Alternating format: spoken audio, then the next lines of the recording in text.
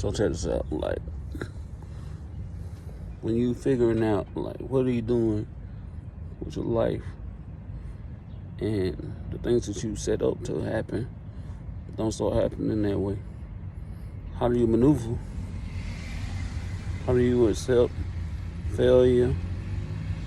How do you accept the fact that you have to sometimes get rid of some people that you thought that was important to your growth, and you realize that they're actually only hurting you be able to make the moves that's necessary?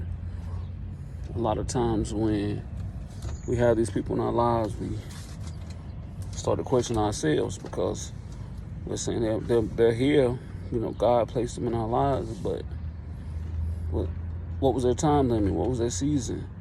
Even with family, sometimes with family, if there's time for you to move away from where they're moving or where they're acting with you, you find yourself just separating yourself from your family. It's different. We got to understand, like, what God created for our lives and what we created for our lives. Like, sometimes we so set on creating certain situations that we don't think about what God wants from us. We don't think about that God wants more for us. God requires more for us. And sometimes for us to receive more, for us to walk into the purpose that God has for us, we have to walk away from some situations. We have to walk away from some jobs, some friends, some people that we thought was part of the growth. In all actuality, they were just part of the test.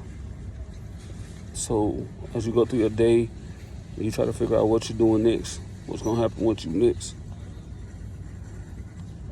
take into account that the loss that you're going through right now is only part of the test and the growth that you're going to be able to celebrate in later. So your negative will become a positive. Stay focused. Stay in purpose. And stay happy.